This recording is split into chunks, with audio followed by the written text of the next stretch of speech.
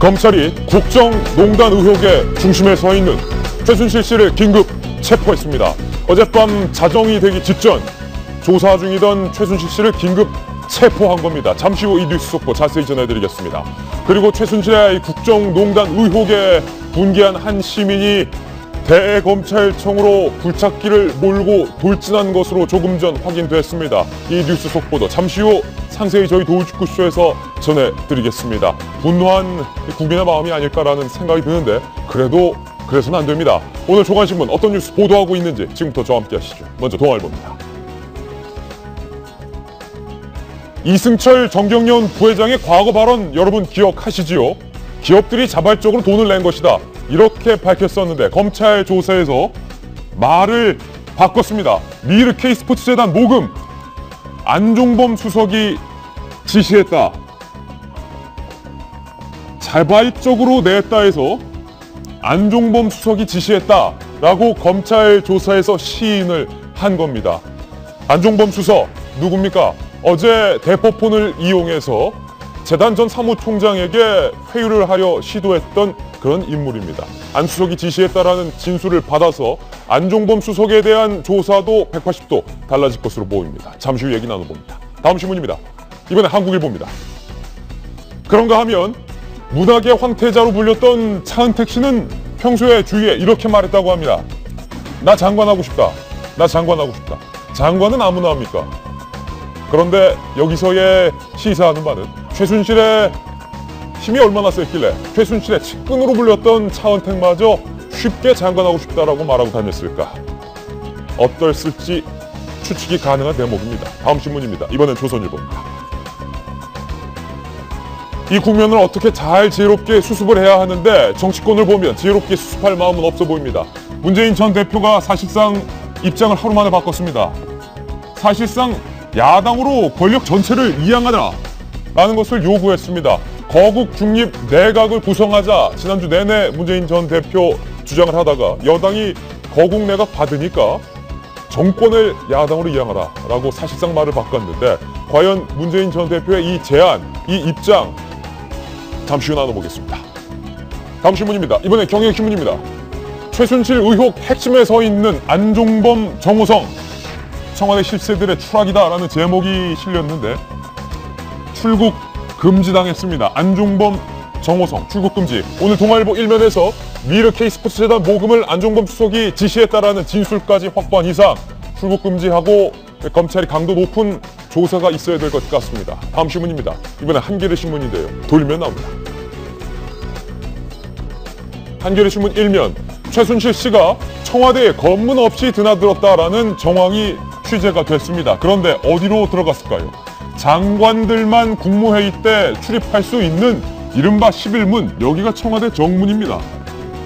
동문이나 북문도 아니고 정문으로 검문 없이 당당하게 드나들었다. 장관들도 청와대 들어갈 때 얼굴 보고 신분증 확인하고 출입조회까지 다 하고 들어가는데 최순실이 장관 위에 있었다. 그러니까 차은택이나 장관하고 싶다. 이렇게 말하고 다녔던 것 아닐까요? 잠시 후 이야기 나눠보겠습니다. 다음 신문입니다. 이번에 서울신문입니다. 정치권 얘기 다뤄볼까요? 새누리당 상황도 녹록지가 않습니다. 비박 의원들 50여 명이 친박 지도부 총사퇴하라 라고 목소리를 높였습니다. 그런데 이정현 당대표는 난국 수습에 최선을 다하겠다라는 말로 사실상 사퇴를 거부했습니다. 이정현 당대표, 나도 연설문 쓸 때 내 친구들과 고향 사람들에게 물어보고 쓴다라고 최순실 씨를 비호했다가 여론의 문매를 맞은 바 있는데 이정현 대표의 사퇴 거부 잠시 후 다뤄보겠습니다.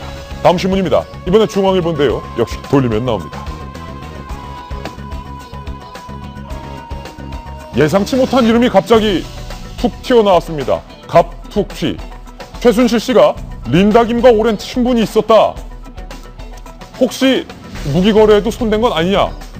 다소 확실한 근거는 없는 상황이지만 최순실과 린다 김이 오랜 친분이 있었던 것만큼은 분명한 것 같습니다. 이 두 사람의 관계 잠시 후 다뤄봅니다. 오늘 여러 가지 뉴스 속보가 많습니다. 검찰이 조사 중이던 최순실 씨를 긴급 체포한 까닭은 무엇인지 오늘 저희 도우직구쇼에서 심도 깊게 이야기 나눠보겠습니다. 여러분께서는 지금 고품격 뉴스 토크 신문 이야기 도우직구쇼를 시청하고 계십니다.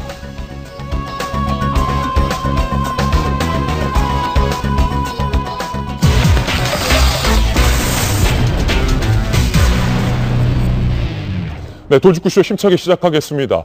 검찰 조사 중이던 최순실 씨에 대해서 검찰이 신병을 확보했습니다. 어제 자정이 다한 시각에 최순실을 긴급 체포한 건데요. 검찰에 나가 있는 취재기자 연결해서 어떻게 된 일인지 자세히 한번 들어보도록 하겠습니다. 홍우람 기자 나와 있죠? 네, 서울중앙지검에 나와 있습니다. 서울중앙지검이군요. 검찰이 어떻게 최순실의 긴급 체포를 결정한 겁니까? 네, 최순실 씨는 검찰특별수사본부가 있는 서울중앙지검에서 조사를 받다가 어제 자정쯤 긴급 체포됐습니다. 어제 오후 3시쯤 피의자 신분으로 출석해 9시간 가까이 조사를 받던 중이었는데요. 검찰은 최 씨가 모든 혐의를 부인하고 있고 증거를 인멸할 우려가 있다며 긴급 체포를 결정했습니다. 또 해외 도피 전력이 있고 국내에는 거주지도 일정하지 않아서 도망갈 우려가 있다는 점도 고려됐습니다. 최 씨의 현재 심리 상태도 고려됐는데요. 검찰은 최순실 씨의 심리 상태가 불안하기 때문에 귀가를 시켰을 경우 예상하지 못한 상황이 일어날 가능성이 높다고 판단했습니다. 최 씨는 긴급 체포된 뒤 추가 조사를 받다가 새벽 2시쯤 서울구치소로 호송됐습니다. 어제 조사받던 중에 최순실 씨가 검찰 관계자에게 곰탕이 먹고 싶다, 곰탕을 시켜달라라고 요청했던 것으로도 알려졌는데 앞으로 이 검찰 조사 어떻게 진행될 예정입니까? 네, 일단 긴급 체포한 피의자에 대해서는 48시간 안에 구속영장을 청구하거나 석방해야 하는데요. 검찰은 이르면 오늘 중으로 구속영장을 청구하겠다는 방침이어서 앞으로 법원의 구속영장 실질심사에서 최 씨의 주요 혐의는 충분히 소명할 수 있을 정도로 조사를 진행해야 합니다. 검찰은 오늘 오전부터 최 씨를 다시 데려와 조사할 계획인데요. 어제와 마찬가지로 이르와 K스포츠재단 설립과 운영에 개입해 재단 기금을 빼돌리고 대통령 연설문 등 민감한 청와대 자료를 미리 받아보면서 국정에 개입했다는 의혹 등을 집중 추궁할 계획입니다. 검찰은 최 씨에게 횡령과 배임, 대통령 기록물 관리법 위반, 공무상 비밀 누설 등의 혐의를 적용할 수 있을지도 검토하고 있습니다. 지금까지 검찰특별수사본부에서 전해드렸습니다. 네, 검찰특별수사본부에 나가 있는 사회부 홍우람 기자를 전화로 연결했습니다. 대검찰청 청사와 관련된 뉴스 속보 조금 전에 들어와 있습니다. 대검찰청 청사로 조금 전 한 남성이 굴착기를 몰고 돌진을 했습니다. 저렇게 대검찰청 정문에 굴착기가 충돌해 있는 상황입니다. 그런데 이 굴착기 충돌로 인해서 경비원 한 명이 심하게 부상을 당한 것으로 알려져 있습니다. 건물 입구까지 굴착기가 밀고 들어와서 지금 보시는 것처럼 출입문이 부서져 있는 그런 상황입니다. 대검 돌진한 이 굴착기 운전기사를 긴급 경찰은 체포한 상황이고요. 이 기사는 최순실 때문에 자신이 죄를 지었다라면서 다소 횡설수설하고 있는 것으로 현장에서 전해지고 있습니다.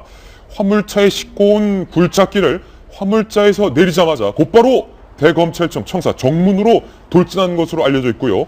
경비원이 가스총으로 제압하려 하자 이 굴착기 기사는 경비원에게 주먹질까지 한 것으로 알려졌습니다. 경찰은 테이저건으로 굴착기 운전기사를 제압하고 저지하던 경비원은 안타깝게도 굴착기에 치여서 지금 심각한 부상을 입고 있는 것으로 확인이 됐습니다. 해당 경비원의 부상 상황이 좀 심각하지 않았으면 하는 바람이 있습니다. 조속히 쾌유되기를 바라보겠습니다. 뉴스 속보 전해드렸고요. 조금 전 검찰특별수사본부에 나가 있는 홍우람 기자를 전화로 연결한 것처럼 최순실 씨가 어제 자정을 기해서 긴급 체포됐습니다. 검찰이 최순실을 긴급 체포하게 된 배경에 대해서 이렇게 설명을 했는데요. 최순실 긴급 체포 이유부터 함께 확인해 보시죠. 네, 컴퓨터 그래픽으로 저희가 만들어 놨는데요. 검찰 특별수사본부 최순실 긴급체포 사유, 최 씨가 각종 혐의에 대해 일체 부인한다. 검찰 조사에서 모든 혐의에 대해서 부인하고 있다는 겁니다. 증거를 인멸할 우려가 있다. 이미 국외 도피 사실이 있고 주민등록상 주소에 거주하지 않고 있기 때문에 도망갈 염려도 있다. 검찰은 긴급체포 배경을 이렇게 설명을 했습니다.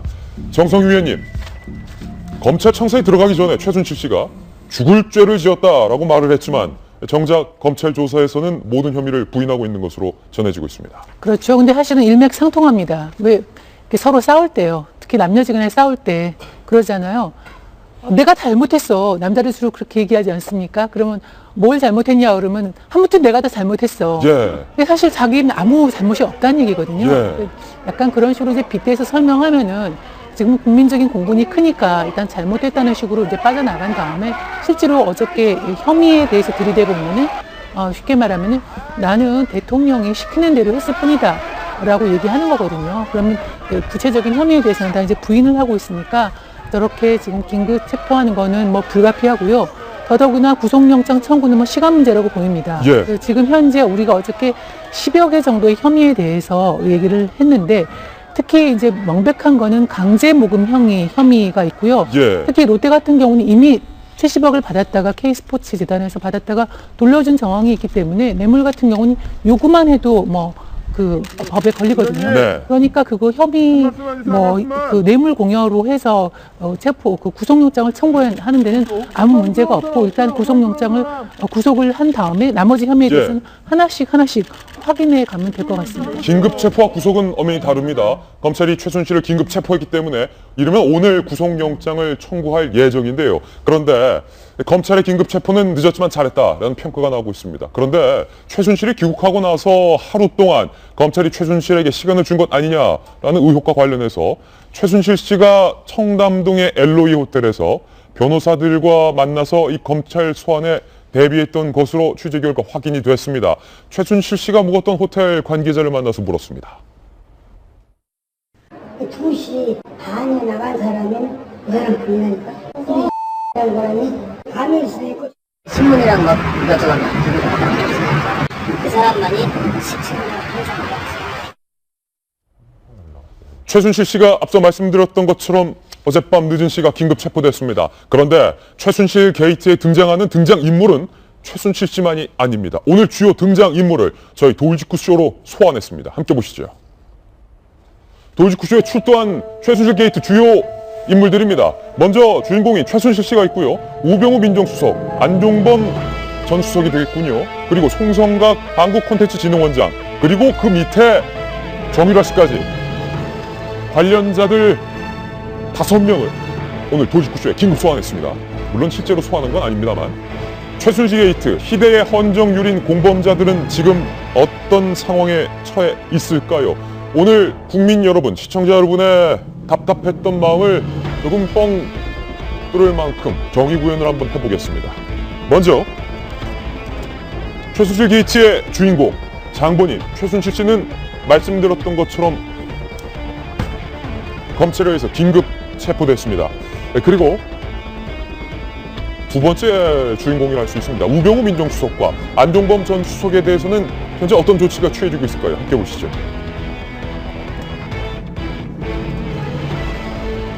두 사람에 대해서는 이번 주 내로 검찰이 소환해서 강도 높은 조사를 할 것으로 예상됩니다. 우병우 수석에 대해서는 당초 서면 조사만 할 것이다. 검찰이 이렇게 입장을 정했었는데 소환 조사가 이제는 불가피해졌다. 청와대에 있지 않은 이상 검찰에게도 소환 조사할 명분이 생겼다라는 입장인 것으로 어제 확인이 됐습니다.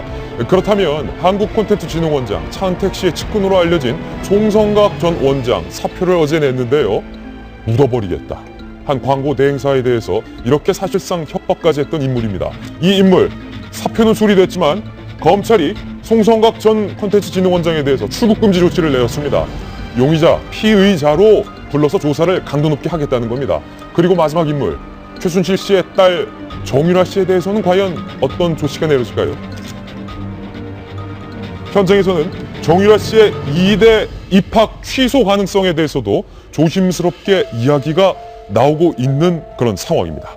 윤태곤 실장님, 한 사람씩 좀 얘기를 해볼 텐데 최순실 씨가 긴급 체포됐어요. 검찰이 긴급 체포 잘 시켰는데 어제 검찰 조사를 받던 와중에 곰탕을 시켜달라라고 요구를 했다. 그래서 검찰 관계자가 저희 기자들에게 딱 한 숟가락 남기고 다 비웠다라고 당시 상황을 설명했는데 만약에 멘탈이 붕괴되고 경황이 없고 국민들에게 죽을 죄를 지고 정말로 평범한 여성처럼 그렇게 공포에 떨었다면 과연 식욕이 있었을까라는 궁금증이 근데 이게 들고. 통상 이게 많이 나오는 뉴스죠. 누가 들어갔을 때 뭘 김치찌개를 뭐 시켰다, 뭐 반을 비웠다, 혹은 뭐 싹싹 뭐 그릇을 비웠다 이런 게 나오는데 힘들었을 거예요. 그 힘들다라는 게 정신적인 힘듦도 있지만은 오랫동안 조사를 받으면서 육체적으로도 이게 탈진 상태이기 때문에 뭐 이런 육체적인 이제 식욕도 났을 거라는 거는 이제 짐작이 가고, 그리고 이제 이런 이야기가 있습니다. 한웅재 형사 8부장이 처음에 이제 조사를 했는데, 조사 들어가기 전에 한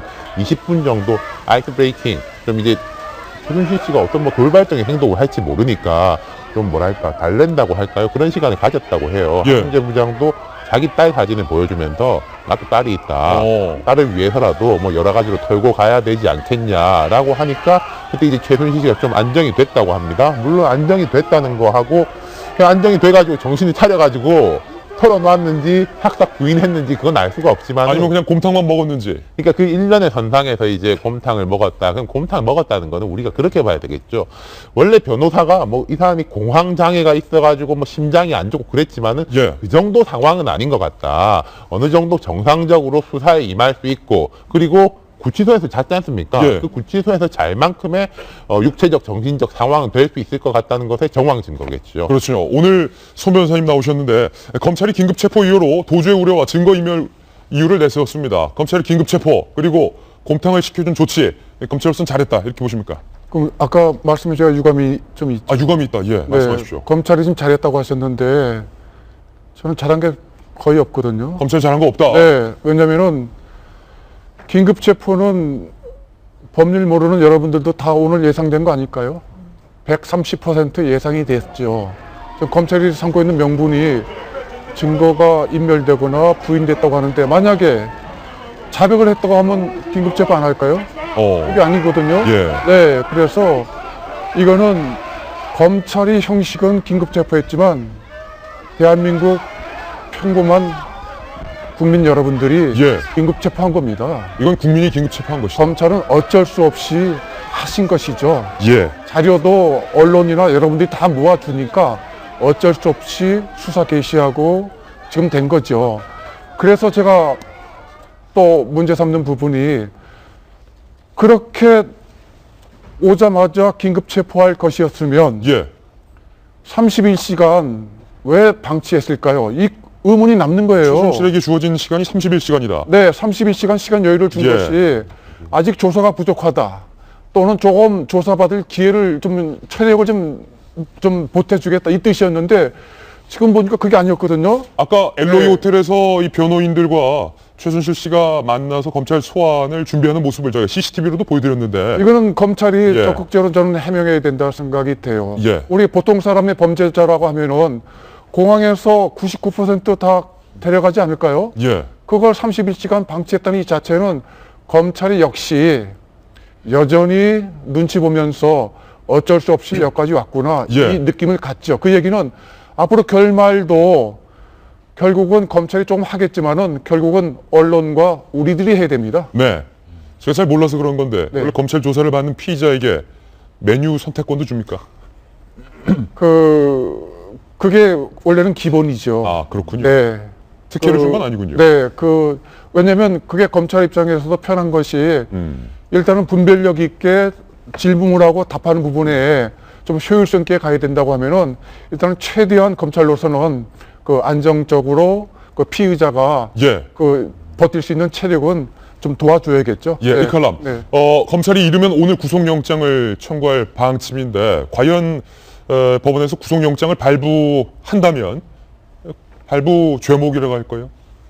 뭐가 나올지 궁금한데요. 어제 왜 우리가 여기서 여러 가지 한 예. 10가지 정도 얘기를 했잖아요. 뭐 배임행위, 뭐 탈세행위, 그리고 공무상 뭐 기밀 누설행위 한 10가지 정도 됐었는데 과연 얼마 정도 그 적용을 받을까 얘기를 하는데 오늘 이제 보도를 보면은 여러 가지 행위 중에 이 삼자 뇌물 제공죄라는 게 있다고 합니다. 삼자 뇌물 제공죄. 그러니까 공무원 간에 일어나는 어떤 행위에 개입을 해서 자기가 아니더라도 다른 사람에게 이제 혜택을 주게끔 하는 건데 지금 이따가 말씀드리겠지만 전경련 이승철 그 부회장이 처음에는 자기 기업들이 자발적으로 해서 K재단과 미르재단 돈을 모았다고 했는데 사실은 진술을 어제 바꿨습니다. 그러니까 결국은 이제 안종범 전 수석의 어떤 지시로 돈을 모았고 그 돈이 이제 미르재단과 K스포츠재단으로 간 그런 이제 경로인데요. 바로 이런 것 때문에 제3자 그 뇌물죄가 성립이 된다는 것이고 이것이 이제 다른 죄와 이제 같이 우리가 얘기했던 그 횡령죄나 이런 죄들 그리고 이제 그 뇌물 공여죄에서 1억 원이 넘으면은 이게 뭐 무기징역까지 간다고 해서 오늘 이제 보도에 나오고 있는 건데요.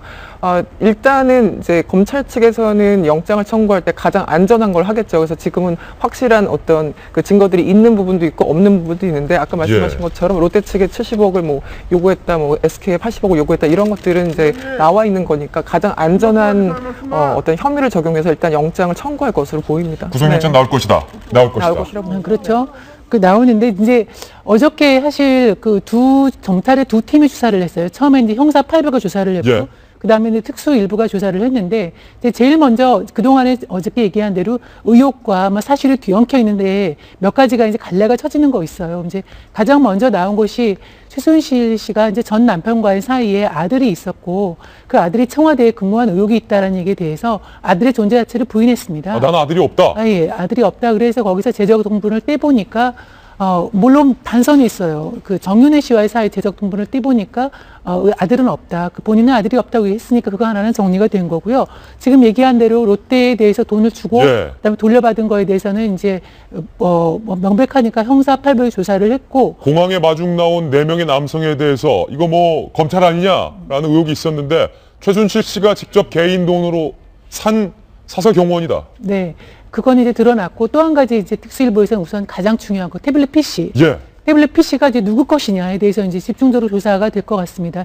현재까지는 최순실 씨가 이제 내 거 아니고 나는 쓴 적도 없다, 쓸 줄도 모른다라고 얘기를 했는데 독일에 갔다 온 정황이 나타나지 않았습니까? 그러니까 이 태블릿 PC에 대통령 연설문이 담겨 있었기 때문에 국정농단에 이제 한 어떤 그 실마리가 요 태블릿 PC의 소유나 그 다음에 이걸 누가 가지고 있었고 어떻게 작동을 했는지를 보면은 이제 나올 것 같아서 오늘 내일 중으로는 요 비밀이 좀 밝혀질 것 같습니다. 앞서 제가 이 출력물에 나온 인물들, 주요 관련자들을 설명하면서 최순실 게이트의 주요 관련자들이 오늘 돌직구쇼에 출두했다. 국민들이 바라는 건 정의가 구현되는 것이거든요. 최순실 씨 얘기는 오늘 계속 전할 테니까 잠시 접어두기라고요. 우병우 수석과 안종범 전 수석 얘기를 좀 해보겠습니다.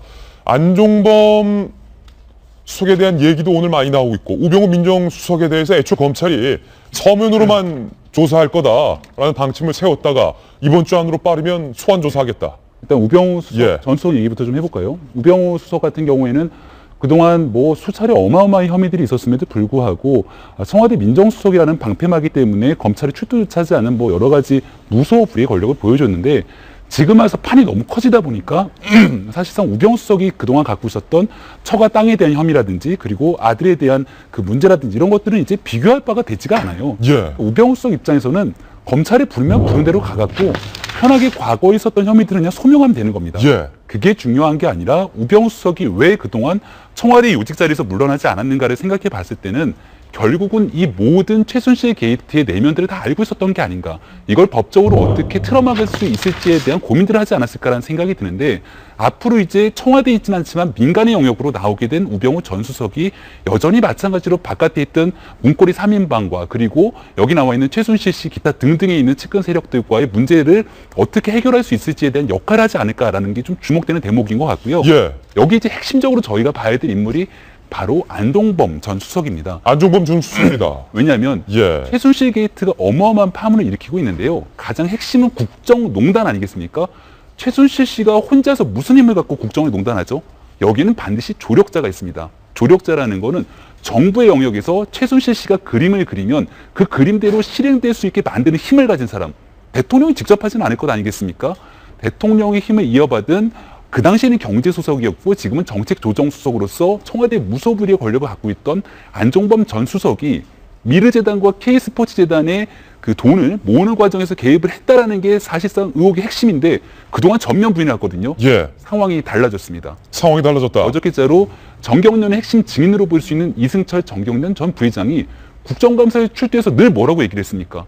이거 기업들이 자발적으로 한 거예요. 그 이상은 모르겠습니다라고 얘기를 해왔는데 기업들이 우리 문화 발전을 위해서 선의로 자발적으로 너도 나도 막 돈을 내는 거다 이렇게 말을 했었는데 이거를 굉장히 오랜 기간 동안 일관되게 얘기를 해왔는데 드디어 어저께 검찰에서 진술을 바꿨습니다.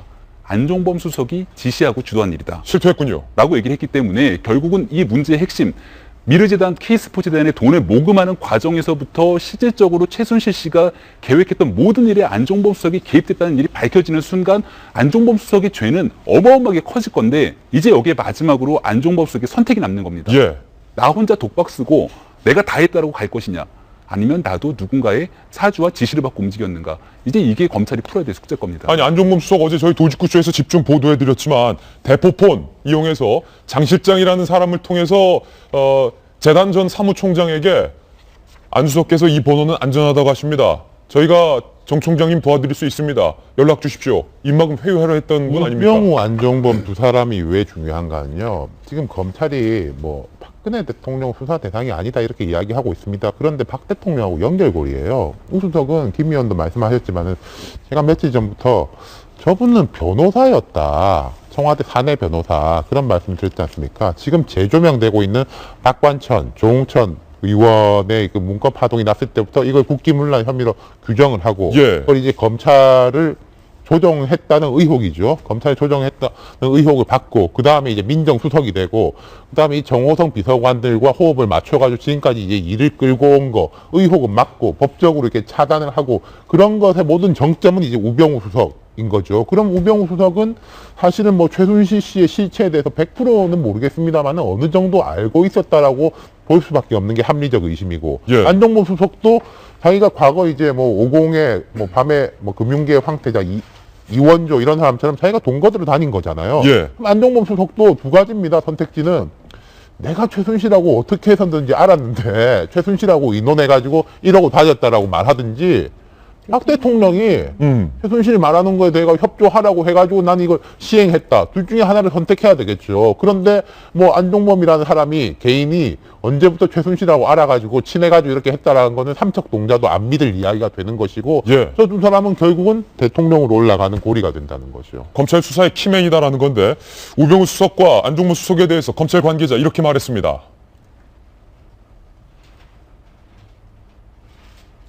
우병우 전 수석이 청와대 수석에서 물러난 만큼 수사팀이 부담을 덜게 됐다.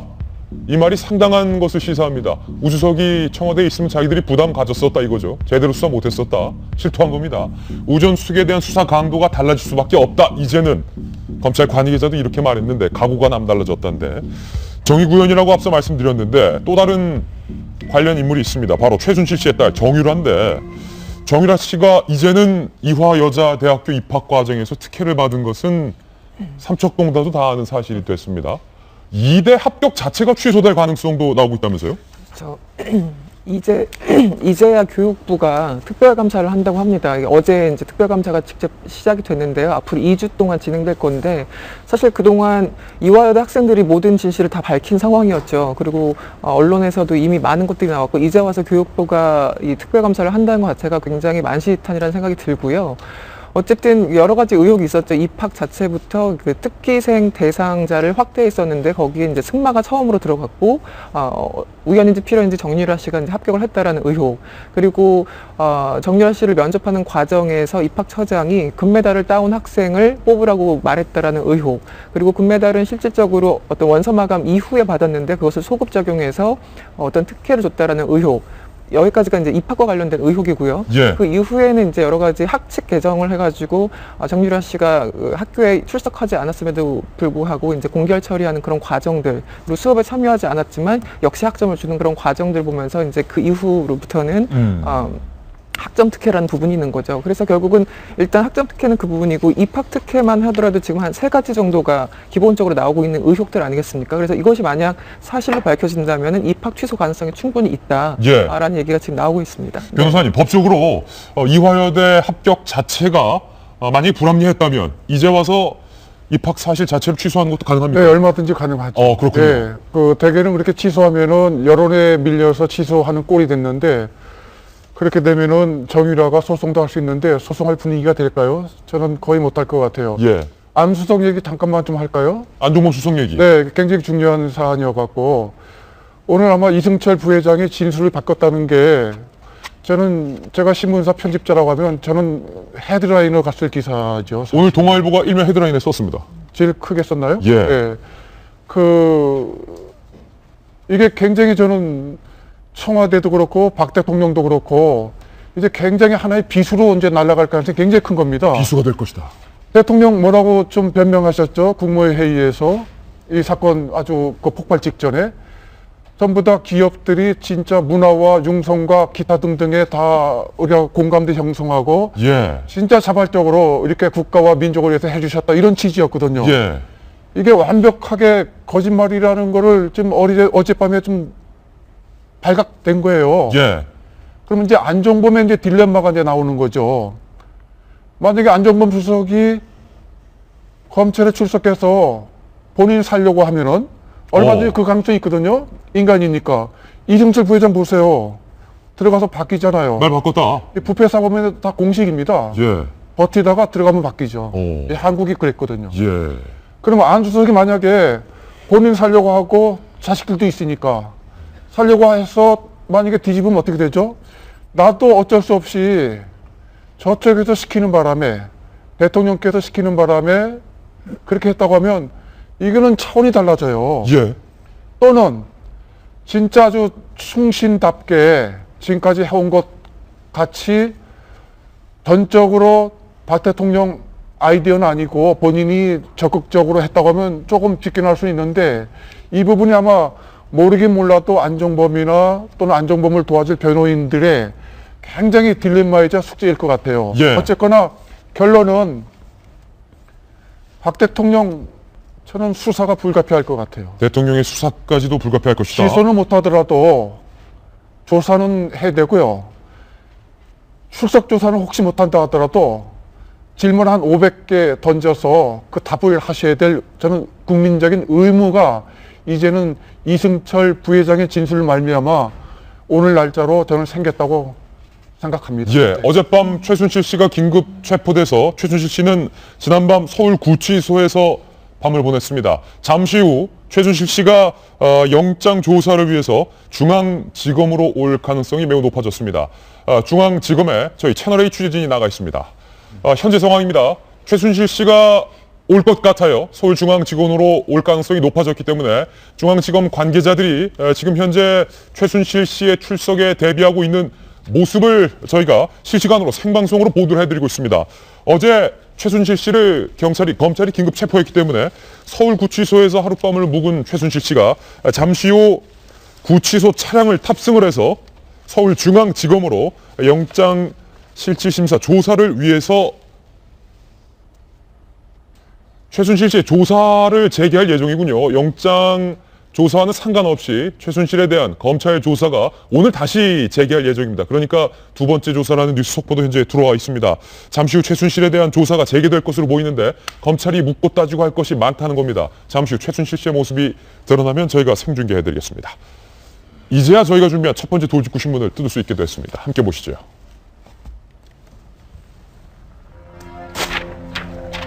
숨막히는 최순실 막장 드라마 끝이 보이지 않는다는 겁니다. 점입가경 최순실 씨의 국정농단 의혹, 과연 그 끝은 어디일까요? 오늘도 여지없이 새로운 의혹들 4가지를 저희가 주목해 보겠습니다. 함께 보시죠. 대체 그 끝은 어디인가? 그 끝이 있기는 한 건가? 사실 취재하는 취재기자들 사이에서도 최순실 씨가 청와대를 들락날락 재집등하듯이 한다라는 의혹은 예전부터 있었습니다. 그런데 오늘 구체적인 정황이 나왔습니다. 장관 이상만 출입할 수 있는 출입문으로 청와대 관계자는 11문이다 이렇게 부르는데 검문 없이 드나들었다. 결국 해체됐던 제2부속실이 최순실의 전담부서 아니냐라는 얘기가 나왔는데 오늘 관계자들의 증언을 저희가 한자리에 모아봤습니다. 함께 보시죠. 먼저 청와대 관계자 A, 이영선 행정관이 등장합니다. 최순실 씨에게 휴대전화를 셔츠로 닦아서 전해주었던 인물입니다. 제2부속실 출신입니다. 청와대 소유 차량을 몰고 이영선 행정관이 운전을 했다. 최 씨를 뒷좌석에 태우고 청와대로 들어왔다. 나갈 때도 최 씨의 행선지까지 운전을 해주었다. 청와대 이영선 행정관이 최 씨의 개인 비서였다. 그런 셈이죠. 최 씨의 출입 빈도가 셀 수 없을 만큼 잦았던 것만큼은 분명하다. 청와대 관계자 B입니다. 최 씨가 드나들었던 문은 11문으로 불리는 곳으로 일반 방문객이 드나드는 연풍문이나 시화문이 아닌 정문이다. 장관들도 출입증 보이고 얼굴 대조 과정을 거쳐서 통과가 허용되는데 당연하죠. 최 씨는 출입증도 없이 프리패스했다. 당시 정문을 지키던 101 경비단 소속 경찰, 경호실로부터 아무 연락 못 받았다. 신원을 확인해 봐야겠다. 라고 최순실 씨에게 본인의 역할을 잘했을 뿐인데 최순실 씨가 노발대발했다라고 기자는 밝히고 있습니다. 같은 청와대 관계자 B 씨는요, 이렇게 최순실과 옥신각신 결과 2014년 초 갑작스럽게 경호 책임자들이 좌천당했던 것도 있다.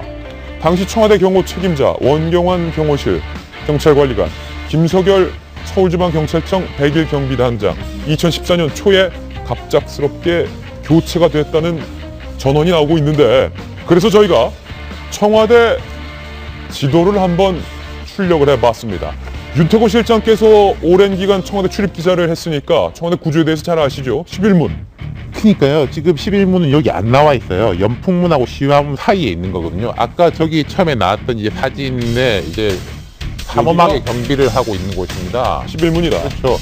그 장관이 드나드는 문이 맞는데 정확하게 말하면 장관이 드나드는 문이라기보다 대통령이 드나드는 문입니다. 아, 여기는 대통령이 그렇죠. 대통령 차가 그쪽으로 나가고 해외 귀빈들 차가 그쪽으로 지나가고, 이게 청와대 이제 문이 크게 봐서 4개가 있어요. 오른쪽부터 해서 춘추관의 춘추문, 기자들이 드나드는 곳이고, 여기는 기자들 들어가는 예. 문. 그다음 이제 연풍문이 청와대 이제 업무를 보러 오거나 청와대 관계자들이 출근을 하는 문.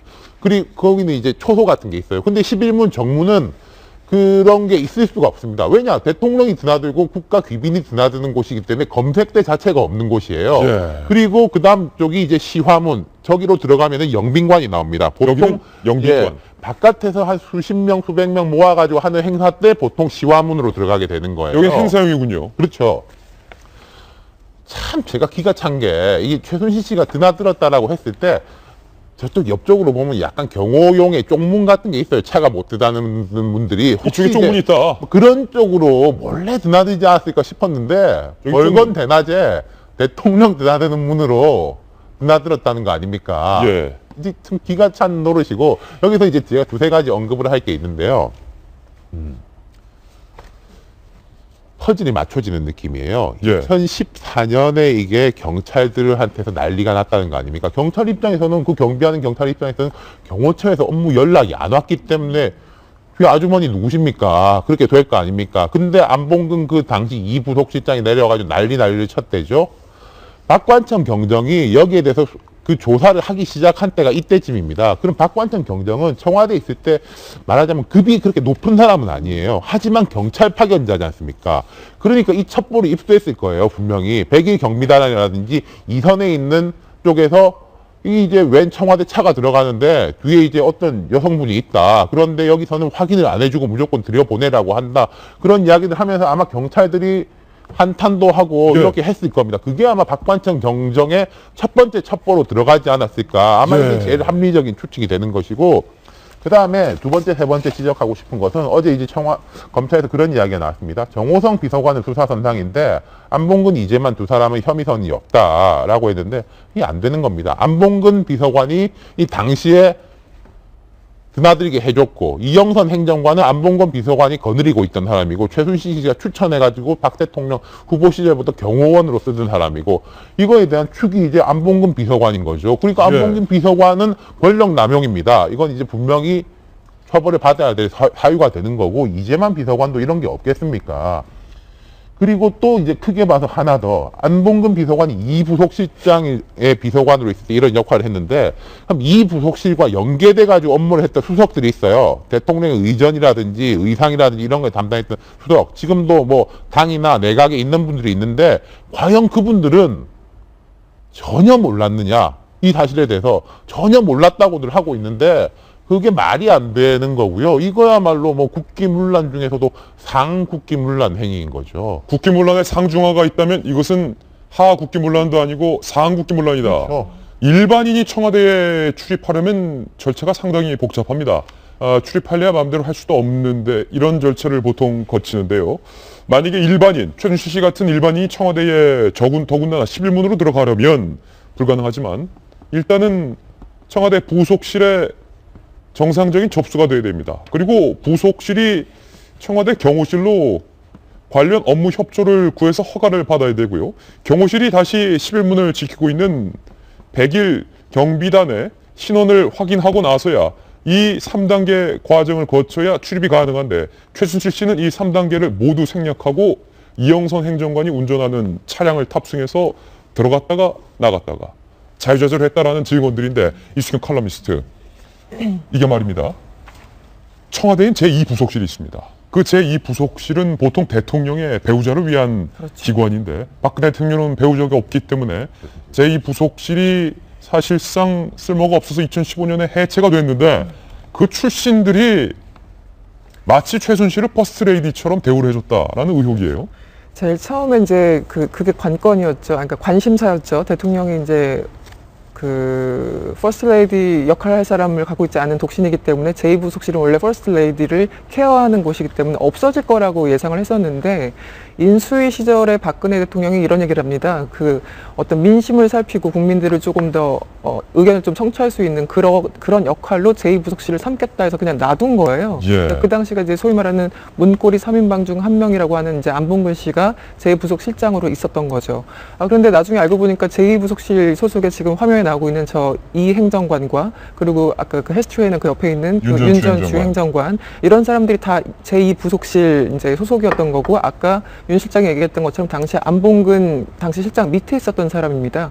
그리고 지금 화면이 지금 그 대부분의 얘기를 하듯이 제2부속실 뭐 민심을 살피고 한다고 했는데 실질적으로 이루어진 거는 저기 있는 사람들이 최순실 씨를 실어다 나르고 밖에 나가서 옷을 맞추고 이런 걸 했다는 거잖아요. 어떻게 보면은 자신들의 어떤 그 내부의 일을 제2부속실을 통해서 했다라는 건데 그래서 이제 제2부속실이 왜 없어졌나 그 정윤회 문건이 터진 게 2014년 11월 세계일보 보도로 이제 문건 사태가 일어나지 않았습니까? 그래서 이제 그때 문제가 되니까 2015년 1월에 제2부속실을 없애고 사실상 제1부속실로 지금 합한 그런 상황인 거죠. 그래서 저도 그 같은 얘가 그 3인방 중에 사실은 압수수색을 한 게 지금 정호성 그 실장만 압수수색을 했는데요. 이틀 전인가요? 자택 압수수색을 했죠. 근데 저는 만만치 않다고 봅니다. 뭐 이재만 총무비서관 같은 경우는 지금 드러난 건 없지만 그래도 그 3명 중에 가장 선임이었던 거고 그래서 이 모든 상황을 분명히 알 수 있는 위치에 있었던 거고 지금 그 정황상 나온 이 당시 안봉근 부속실장도 최순실 씨의 어떤 역할이나 기능이나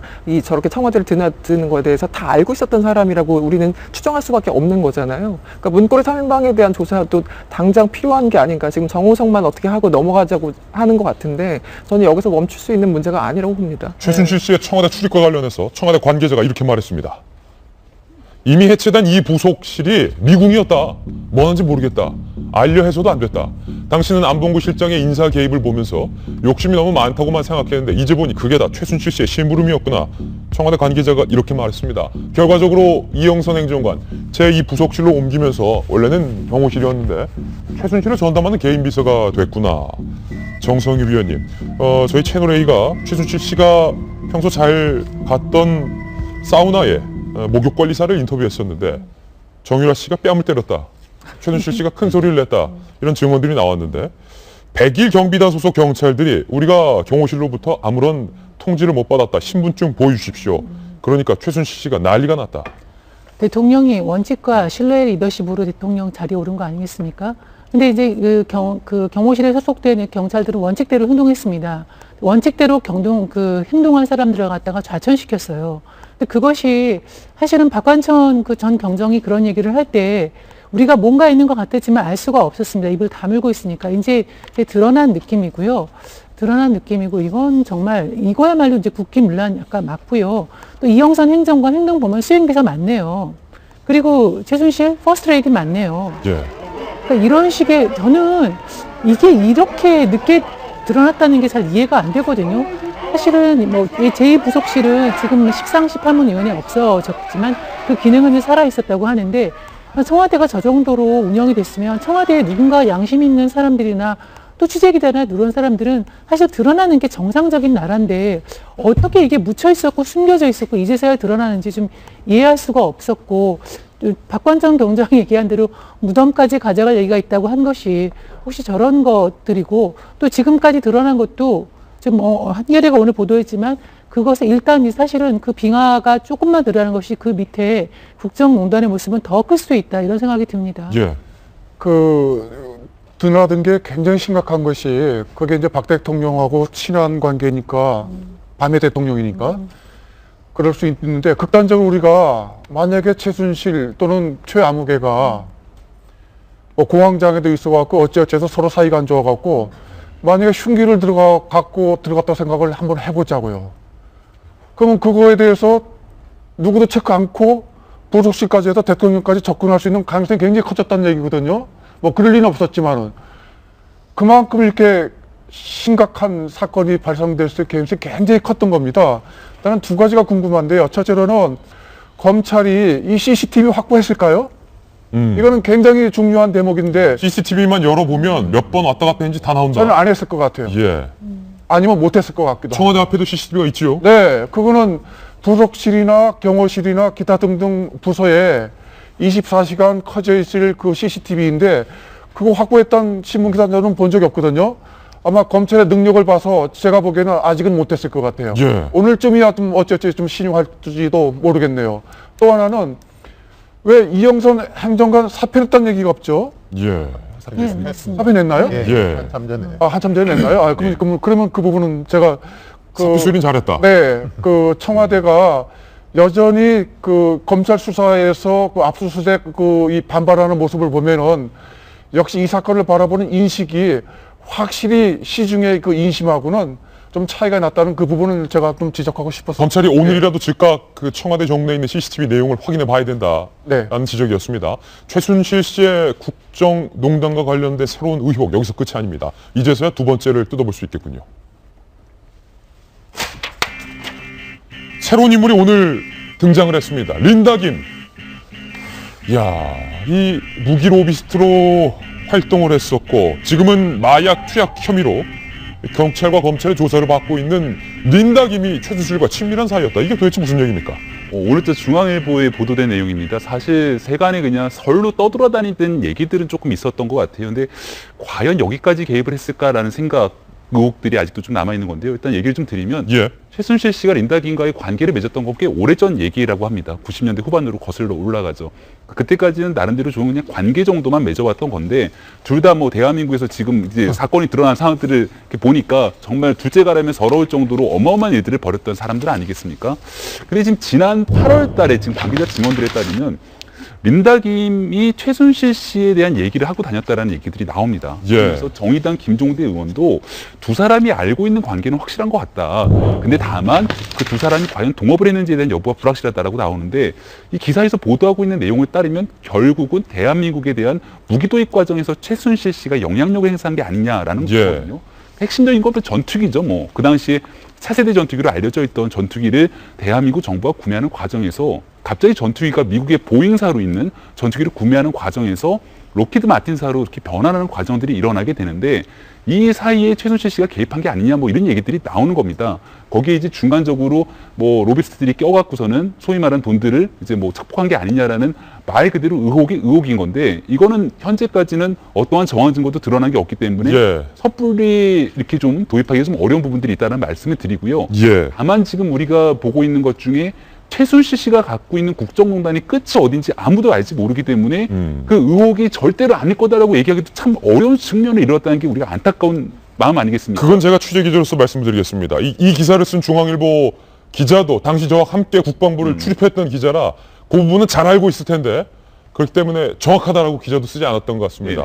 전투기를 보잉에서 로키드 마틴으로 변경하는 과정에서는 린다 김 씨도 이미 현역에서 손을 떼고 한참 이후고 이 보잉 전투기보다 로키드 마틴 전투기가 낫다라는 퇴역 장성들의 요청이 있었기 때문에 우리 국방부가 이 수많은 검토를 거쳐서 교체했기 때문에 전투기 교체 선정 과정에서 최순실 씨가 의혹을 뭐 영향을 미쳤다라는 의혹은 사실 무근일 가능성이 굉장히 큰데 그래서 야당 국회의원들도 그때 간담회 요청한 건 저도 기억이 나요. 말씀드리는 순간 최순실 씨가 중앙지검에 도착을 했습니다. 검찰의 2차 조사를 위해서 중앙지검에 도착을 한 겁니다.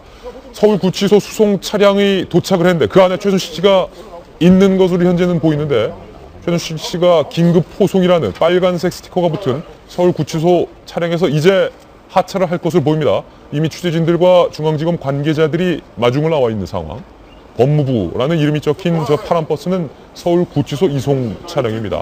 최순실 씨가 내려서 언론과 국민들 앞에 오늘은 어떤 말을 할지 좀 귀 기울여 들어보겠습니다. 버스 문은 열렸습니다. 최순실 씨의 동선을 위해서 기자들이 좀 비켜달라라는 구치소 관계자들의 제스처가 있었습니다. 손짓이 있었습니다. 그럼에도 불구하고 기자들은 비키지 않죠. 이 얘기를 들어봐야겠다는 겁니다. 최순실 씨가 린다 김과 어떤 사이였는지, 그리고 청와대 장관 출입문, 정문으로 어떻게 출입을 했는지 의혹에 대해서 최순실 씨에 대해 기자들은 직접 물어봐야겠다는 겁니다. 과연 어떤 이야기를 최순실 씨는 오늘 밝힐지. 구치소 사령이 결국은 최순실 씨를 내리기 위해서 조금 더 이동을 하고 있는 그런 모습입니다. 서울중앙지검 결관에는 이미 많은 취재진들이 나가 있는 상황이고요. 저는 그 법률가 입장에서 예. 구속영장을 오늘 검찰이 지금 버스가 통째로 들어가는데요. 그 아마 보안 예. 사항 그렇게 들어가는데 어떤 제명으로 영장 청구할지 난 굉장히 그게 궁금해요. 예. 네, 아까 여러분들은 그 롯데 것만 말씀을 하셨는데 아니 근데 보통 이렇게 구치소 차량이 입구까지 들어가는 경우도 있습니까? 저는 처음 보는데. 되게 저렇게 들어가죠. 아 그렇습니까? 네, 예. 어제 같은 경우는 구치소 차량이 없었어요. 긴급체포를 안 했으니까. 네, 기자들이 접근하기가 좀 어려울 것 같습니다. 진짜. 예. 지금 중계 카메라 바깥에서 보고 있는데 오늘 영장 청구할 것이다 이렇게 전망하셨어요? 영장 청구의 제명이 검찰이 어떤 제명을 할 건지 1개일까 2개일까 10개일까 이게 저는 굉장히 궁금해요. 예.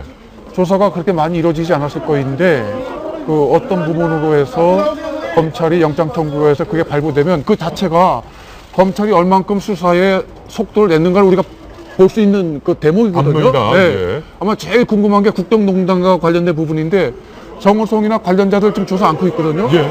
그 PC도 내 거 아니다고 좀 변명하고 있거든요. 예. 저는 대통령 기록물 위반이나 또는 그 기밀 누설 관련해서 제명이 들어갈지 안 갈지가 나는 그게 관건이 아닐까 생각이 들죠. 예. 지금 다른 관련자들이 먼저 내렸고 이분들은 저희가 신원을 보호해 드려야 되기 때문에 카메라를 잠시 내렸습니다. 다시 최순실 씨가 나오기를 조금 기다리고 있는 상황이라서 시청자 여러분께 양해를 먼저 구하고요. 오늘 검찰이 영장을 청구할 것으로 보이는데 과연 그 영장 청구에 담겨있는 죄목이 무엇이냐에 따라서 검찰이 어제 최순실 씨를 조사했던 것에 대해서 검찰 수사가 얼마나 진척이 됐는지, 검찰이 얼마나 제대로 마음먹고 수사를 과연 하는지 여부를 판가름할 수 있다는 네, 그 척도가 될 것 같아요. 예. 오늘 검찰이 아마 청와대 CCTV도 확인 안 했을 거다라고 자신 있게 네. 말씀하셨는데 오늘 재조사에서 청와대 장관 출입문으로 최순실 씨가 정말 자제로 드나들었는지 이 여부도 검찰이 따져봐야겠죠. 당연하죠. 예. 안종범 전 수석이 K재단과 스포츠재단, 비르스포츠재단에서 기금 모금을 직접 지시했다라는 관련 진술도 어제 검찰 조사에서 나왔기 때문에 이 부분에 관련해서 과연 최순실 씨가 사전에 알고 있었는지 여부도 관건입니다. 좀 모르긴 몰라도 오늘 내일 네. 정도 불리지 않을까요? 지금 최순실 씨가 모습을 드러내고 있습니다. 수의를 안 입었고요. 어제 입었던 사복에 마스크로 얼굴을 가린 상황인데 지금 경찰 관계자들이 부축을 해서 서울중앙지검 별관을 통해서 들어가고 있는 모습입니다. 영장이 발부되기 전에는 수의를 입질 않죠. 영장이 발부 안 됐기 때문에 수의를 입지 그렇습니다. 않은 상황이군요. 중앙지검에 도착한 모습 생중계해드렸습니다. 중앙일보 기사에서요. 저도 F-35E 같은 경우에는 야당에서도 당시에 이게 중요한 비행기다라고 했는데 그 뒤에 거는 가능성이 있다고 봐요. 기무사령관 교체에 대해 가지고 이때가 박지만 회장의 이제 육사 동기들 37기들이 빨리 별 3개를 달아가지고 누나 부대들이 약진한다 이런 기사들이 있었는데 한 시기에 이분들이 와르르 물을 먹게 되거든요. 최근에 이제 그 전역한 전인범 전 이제 특전사령관도 같은 인물인데 일시에 이분들이 쫙 빠집니다. 그때 결국 나왔던 이야기가 박지만 회장 쪽이 오히려 불이익을 크게 입고 있는 거 아닌가였는데 지금 보면은 최순실 씨 쪽에 입김이 작용했을 가능성이 높죠. 박지만 회장과 최순실 씨는 평소 사이가 안 좋았던 것으로 알려져 있습니다. 최순실의 국정농단 정황, 과연 그 끝은 어디인가 함께하고 있습니다. 세 번째입니다. 완벽 범죄를 최순실은 꿈꿨던 것 같습니다. 최순실이 독일에서 부동산을 샀던 이유도, 최순실이 독일에 정유라를 위한 승마장을 마련했던 이유도, 그리고 최순실이 한국의 똑같은 법인회사를 독일에 세웠던 이유도 그 시점이 박근혜 대통령의 임기가 끝나기 전 완벽히 한국을 뜨려 했던 치밀한 준비였던 것으로 드러났습니다. 이수경 칼럼니스트. 그러니까 대통령의 임기가 끝나기 전에 모든 자신의 이권을 통째로 독일로 옮기려 했다. 독일로 이민가려 했다. 독일로 잠적하려 했다. 그런 거대한 플랜이 최순실에게 있었다는 거죠. 그렇죠. 그래서 실제 뭐 보도마다 좀 다르긴 하지만 기본적으로 독일 측에서 이 숨은 조력자들, 그러니까 최순실 씨를 도와주는 뭐 독일 뭐 서울신문 같은 데서는 4인방 이렇게 표현하기도 하는데 이제 뭐 한모 씨, 뭐 데이빗 윤, 뭐 여러 사람의 이름이 지금 거론되고 있습니다. 그런데 기본적으로 이제 정권 교체, 그러니까 내년을 얘기하는 거겠죠. 실질적으로는 그러니까 2017년 말을 이제 기준으로 해서 사실상 독일의 영구 이주 계획을 짜고 있었고 그러기 위해서 일단 돈이 필요하잖아요. 예. 그래서 이제 여러 가지 사업을 동시다발적으로 벌였는데 그게 생각만큼 그렇게 순조롭게 되지 않았다고 합니다. 그러다 보니까 이제 돈을 소위 말하는 큰 규모의 돈을 한꺼번에 벌기 위해서는 어떻게 보면 좀 지름길을 찾아야 되는 거고 그 지름길의 하나가 바로 이제 미르재단과 K스포츠 재단이 아니었겠나라는 생각 이제 그 얘기가 나오는 거고 그러면서 이제 그 일부 보도의 내용을 보면 이런 거예요. 다른 사업도 다 번번이 소위 말하는 말아먹은 사람이 어떤 사업에 대한 수완이 그렇게 많지는 않았을 테고 그렇다면은 미르재단이나 K스포츠 재단이나 그리고 뭐 독일의 뭐 계열사가 14개나 있다고 하죠. 그러니까 이런 것을 혼자의 힘으로 다 하지 못했을 것이다. 그러니까 여기에 대해서도 주변에 많은 조력자들이 있었을 것이고 그래서 결국 이제 이걸 가지고 큰 이권을 차지해서 독일로 가려고 했는데 그게 오히려 복병이 된 거죠. 그래서 이제 K나 미르 때문에 이제 최순실 씨가 사실은 소환당하는 그런 상황이 됐는데요. 예. 결말은 늘 이렇게 비극적으로 끝나는 것 같습니다. 최순실 네. 씨의 완벽 범죄가 완벽하게 성립되기 직전에 어떻게 보면 여러 건으로 꼬리가 잡힌 셈인데 최순실 씨가 아시다시피 이렇게 재산이 많습니다. 그런데 한 가지 궁금한 건 최순실 씨가 과거의 시계를 다시 돌려보면 과연 무슨 돈으로 20대와 30대 사이에 수십억 건물을 샀을까? 최순실 씨뿐만 아니라 최순실 씨의 자매들은 어디서 돈을 얻었기 때문에 20, 30대에 그런 막대한 재산을 형성할 수 있었을지가 궁금합니다. 네 번째 의혹입니다. 단칸방 아버지에서 수천억의 자산가 세 딸로 변모했던 과정. 불과 얼마 걸리지 않았습니다. 최태민 일가의 수상한 재산 증식에 대한 얘기가 나왔는데 정성희 위원님. 최태민 일가가 70년대에는 굉장히 못 살았다 그래요. 이게 이제 증거가 월간중앙 93년도 11월에 청와대 관계자가 한 말인데 74년 최태민 일가는 불광동 단칸방에 전화기도 없이 빈번하게 살았다. 이런 대목이 나옵니다. 불광동에 있는 단칸방에서 전화기 없이 살았다. 그런데 이제 인생이 바뀌게 되죠. 박근혜 당시 영예를 만나면서 또 인생이 바뀌게 됩니다. 그 다음부터 이제 박근혜 대통령이 이제 직접 주의하던 유경재단을 근거로 해서 그 권력의 핵심에 이제 접근하게 되는데요. 당시에 이제 최순실 씨가 유경재단 산하 근원 업무에 관여했고, 그 다음에 그 일가인 장석천 씨는 박 대통령이 명예 충주로 했던 대한 구국봉사단에 있었고요. 또 배다른 오빠, 이제 최태민 씨가 여러 번 결혼했으니까 배다른 오빠 조순재 씨는 영남재단 이사를 했습니다. 뭐 그 밖에도 여러 사람들이 박근혜 당시 영예를 고리로 해서 여러 가지 이권 사업에 뛰어들게 되면서 돈을 축적하게 되는데요. 그 다음부터는 이 사람들이 돈을 좀 모으기 시작하는데 어디다가 투자를 하냐면 부동산입니다. 예. 당시에 이제 강남 개발이 한창이었으니까 강남 개발의 요지에 여기저기에 이제 땅을 사면서부터 재산을 모으기 시작했고, 그래서 그거를 이제 모은 재산을 근거로 해서 이제 사업에 손을 대는데, 이제 첫째와 이제 셋째 같은 경우는 이제 아동복, 주로 이제 옷 사업, 패션 사업에 뛰어들었고, 최순실 씨는 아까 말한 대로 카페부터 시작해서 수입 이렇게 이런 것을 여러 가지 수입해서 하는 걸 했는데 신통치 않은 사업 실력을 보인 것 같아요. 예. 그거는 이제 실패를 했는데 이제 큰 건을 벌인 거죠. 그러니까 미르와 이제 K스포츠 등을 재단으로 해서 사실상 그거를 사유화해가지고 이제 큰 건을 이제 손을 대기로 했는데 손을 대게 된 건데 그거는 이제 지금 보시는 결말이 이렇고요. 아무튼 이제 권력이 대한민국에서 열심히 이제 노력을 하면 누구든지 돈을 벌 수 있고 성공을 할 수가 있는데 예. 이 일가의 공식은 아까 얘기한 대로 그 권력을 등에 업은 그런 축제 과정이기 때문에 이제 저는 이 끝에 가게 되면 이 세 남매의 재산 축적 과정에 대해서도 이제 국민들이 관심을 보이고 드러낼 것이라고 이제 드러나야 되는 생각을 하는데 다만 이제 실정법 따라서 처벌하기는 좀 어렵겠죠. 예, 말씀드렸던 것처럼 3번과 4번에 이르면서 단계가 조금은 확장되는데 3번까지는 최순실 씨 개인의 완벽 범죄를 꿈꿨던 것, K재단과 스포츠재단, 미르재단, 정 의원께서 지적해 주셨던 것처럼 최순실 씨 개인이 마지막으로 어떻게 한 건 하려 했던 건 아니냐라는 최순실 개인 차원에서 4번으로 옮겨갈 수. 그렇다면 시드머니, 종잣돈이 어디서 났느냐? 아버지 최태민 씨로 올라갈 수 있다. 최태민 씨 누굽니까? 80년대 2억 2천만 원. 현재 화폐 가치로 환산하면 40억 4천만 원. 횡령한 혐의로 구금되기도 했습니다.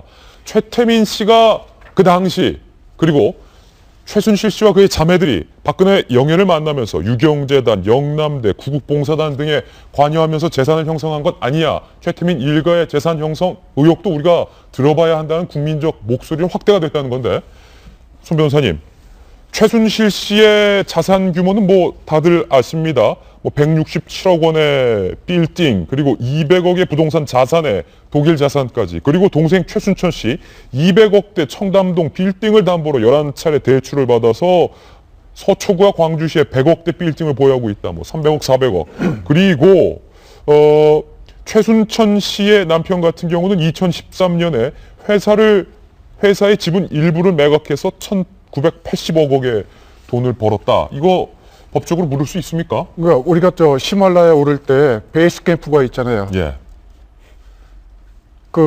이 가족들의 특징이 저는 재단 활동이 베이스 캠프가 됐을 것 같아요. 네.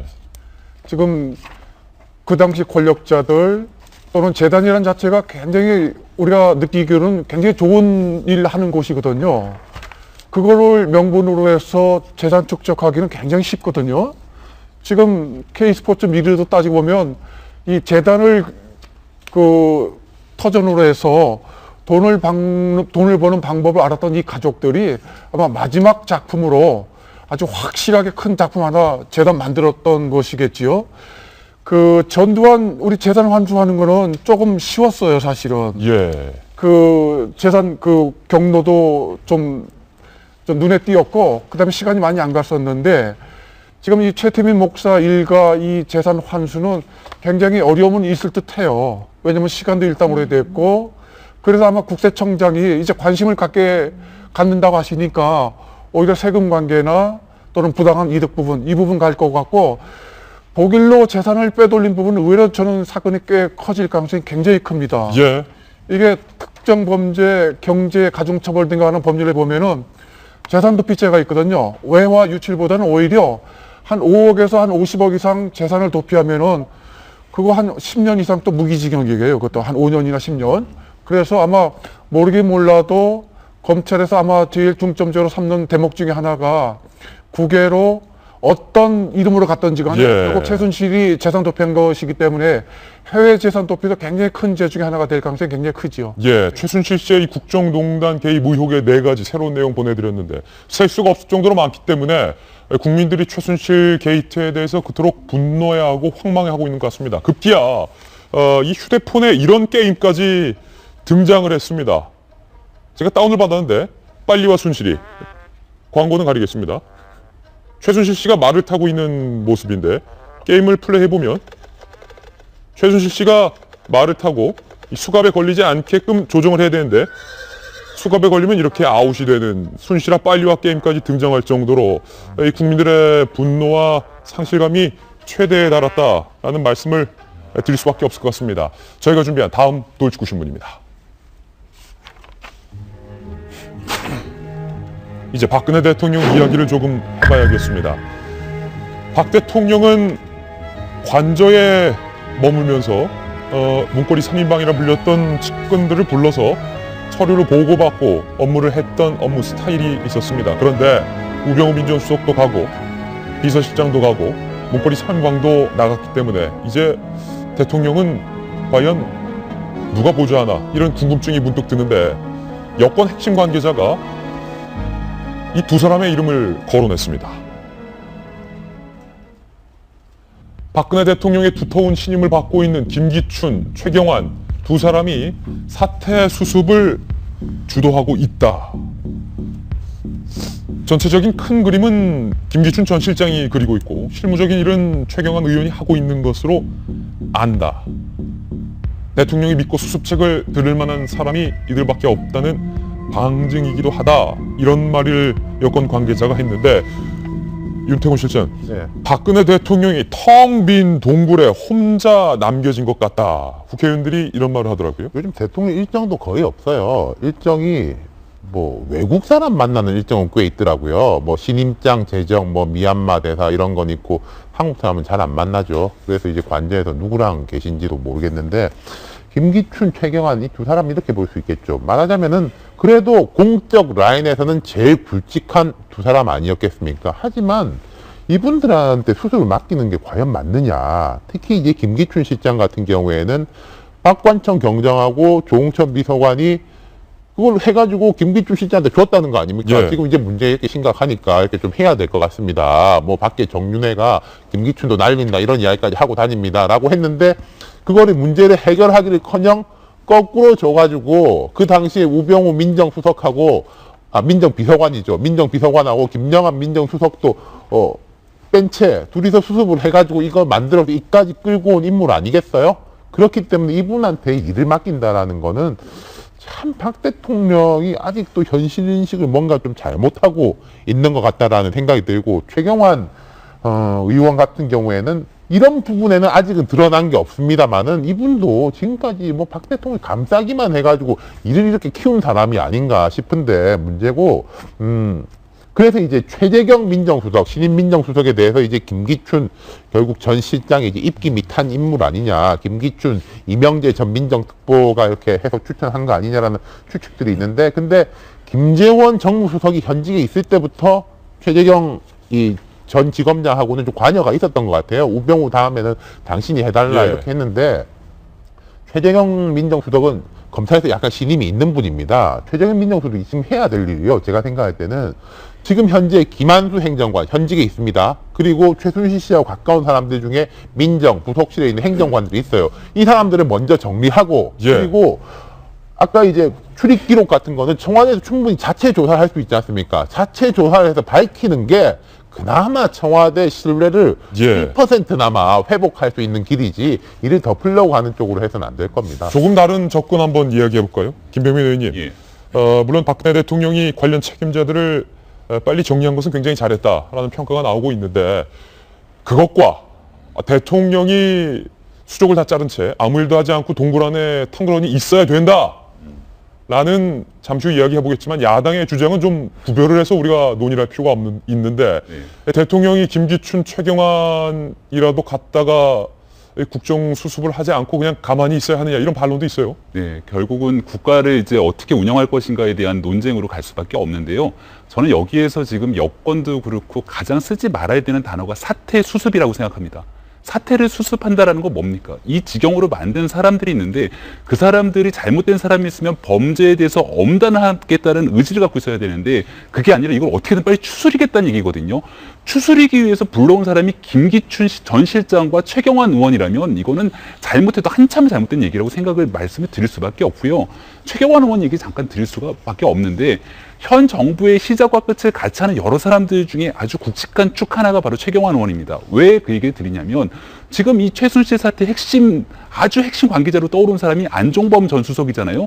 안종범 전 수석이 누굽니까? 지난 박근혜 정부의 탄생 당시부터 최경환 의원이랑 안종범 수석 그리고 지금 현재 경제수석으로 있는 강석훈 전 의원이랑 같이 현 정부의 시작과 끝을 같이 한 사람들이에요. 근데 이 사람들이 지금 모여갖고서는 만약에 안종범 수석은 밖에 나가서 검찰이 수사를 받아야 되는 사람인데 여기 최경환 의원이 뒤에서 마쿠시세로서 이 사태를 수습한다?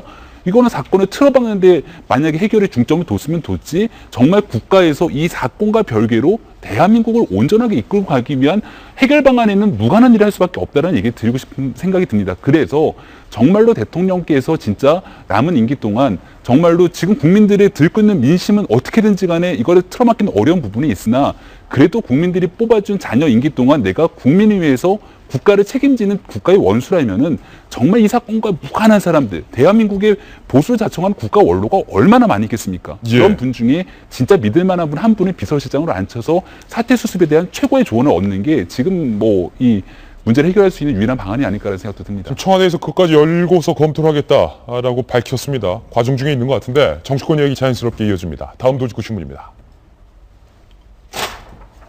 친박 지도부 물러나라 라는 이야기가 비박계에서 나오고 있습니다. 그런데 오늘 저희가 집중적으로 다뤄볼 이야기는 야권의 반이 갈리고 있다는 겁니다. 정확히 더 말하면 문재인 전 대표의 주장과 박지원 비대위원장의 주장이 서로 갈리고 있는데 문재인 전 대표부터 한번 살펴보겠습니다. 26일에는 대통령이 당적을 버리고 국회와 협의해서 거국 중립내각을 구성하라. 중립내각 구성을 주장했습니다. 그래서 여당이 대통령에게 여야가 합의한 총리를 내세운 중립내각을 제안하자 문재인 전 대표 돌연 입장을 바꿨습니다. 받아들일 수 없다. 여당의 거국 중립내각을 받아들일 수 없다. 새 총리 재청으로 새 내각 구성되면 대통령은 국정에서 손 떼야 된다. 사태 본질은 박근혜 게이트다. 그러니까 사실상 정권을 야당에게 이양하라 라는 주장을 새롭게 했습니다. 그러자 박지원 원내대표가 문재인 전 대표의 주장에 동의할 수 없다. 그건 대통령을 인정하지 않겠다는 거다. 그건 안 된다. 박근혜 대통령이 그냥 새누리당 탈당 뒤에 여야 3당 대표 합의를 해서 총리를 임명하면 될 일이다. 정세영 위원님. 그렇죠. 지금 우리 온 동아일보 이제 첫 번째 사설 소개를 해드리고 싶은데 거국 내각 말 바꾼 야 국정 공백 사태 즐기겠다는가. 처음에는 이제 거국 내각을 얘기를 할 때는 이 사태에 대해서 중심을 여야가 협조해서 같이 하겠다는 취지였는데 정말 여당에서 그런 카드를 내보내니까 받지 않겠다는 거예요. 그러니까 이 사태를 이제 즐기겠다는 거죠. 대통령 저렇게 식물 상태로 돼 있는 상태를 하고 그 상태를 보면서 야당이 얻을 수 있는 건 더 얻겠다. 심지어 문재인 대표 같은 경우는 넘기라라고 하는 거는 이제 이 상태에서 이제 민주당이 거의 이런 상태가 되면은 민주당이 가장 이제 그 이득을 많이 보게 되는 거니까 아무리 정치가 상대의 실패를 먹고 사는 게임이라고 해도 이건 이제 나라와 관련된 문제잖아요. 이런 문제까지 어떻게 국가 전체보다는 당리 당략에 따라서 움직이는 모습은 정말 좋지 않아 보입니다. 이 거국내각이라는 말을 할 적에 사실은 이제 엄밀하게 얘기하면은 민주당에서는 당 지도부가 공식적으로 당론으로 한다던가 당 지도부가 거국내각을 하자고 제안한 적은 없는데 소위 말하는 그 문재인 전 대표나 김부겸 의원이나 이렇게 소위 말하는 그 잠룡들이라고 하는 이런 분들이 얘기를 하니까 이것이 당 전체 의견인 양 반영된 게 사실입니다. 저는 일단 그 부분을 지적을 하고 싶은데 문재인 전 대표가 말씀하실 때 뭔가 당과 좀 얘기를 하고 하셨으면 좋겠어요. 그러니까 일단 지르고 나서 뭔가 상황이 저렇게 좀 꼬이는 것 같으면 말을 조금씩 덧붙이고 하면서 사람을 굉장히 헷갈리게 하는데 네. 그거는 야당 지도부에게도 굉장히 부담을 주는 행위입니다. 그래서 저는 문 전 대표와 당 지도부의 어떤 그 개념 자체를 조금 분리해서 접근했으면 좋겠다고 생각을 하는데요. 저는 일단 야당 입장에서 조금 그 말을 바꾼 상황 자체를 좀 분리해서 보자고 했던 이유가 뭐냐면 야당 입장에서는 사실 받을 수 없는 게 저 개인만 해도 왜 지난 일요일이었죠. 박근혜 대통령이 이제 수석을 갈았는데 3명 갈았습니다. 민정수석, 홍보수석, 정무수석을 갈았습니다. 그 얘기는 국정을 손을 놓고 당신들이 잘 해보시오라고 난 빠지겠소가 아니라 이걸 어떻게 해서 더 세게 잡고 가겠다는 의미입니다. 민정수석 갈고 정무수석 갈았다는 얘기는 앞으로 1년 반 동안 자기가 더 앞으로 나가겠다라는 거지 그것을 거국내각을 마련해서 그거에 어떤 그 전권을 이양하겠다는 뜻이 전혀 아니라는 거죠. 그런 상황에서 야당은 사실 거국내각은 어떻게 국면 전환용으로 활용할 것이라는 의심을 할 수밖에 없는 상황이기 때문에 전 야당의 반응도 나름 이해는 가는 측면이 있습니다. 예, 청와대와 여야 그리고 대통령이 머리를 맞대고 이 사태를 어떻게 극복할 수 있을지 지혜를 한 마음으로 좀 모아야 할 것 같습니다. 국민들을 생각해 주십시오. 광고 이후 돌아오겠습니다. 잠깐만요. 안종범 전 수석 최순실 씨와 친하지 않다. 그리고 자금 모금 과정에서 역할한 것 없다라고 국민들을 상대로 결과적으로 거짓 진술한 것 아니냐라는 의혹이 제기되고 있습니다. 이 부분에 대한 안 전 수석의 입장 다시 요청합니다. 저희는 내일 아침 9시에 더욱더 풍성한 뉴스 들고 인사드리겠습니다. 오늘 하루는 분명 어제보다 더 나을 겁니다. 좋은 하루 되십시오. 고맙습니다.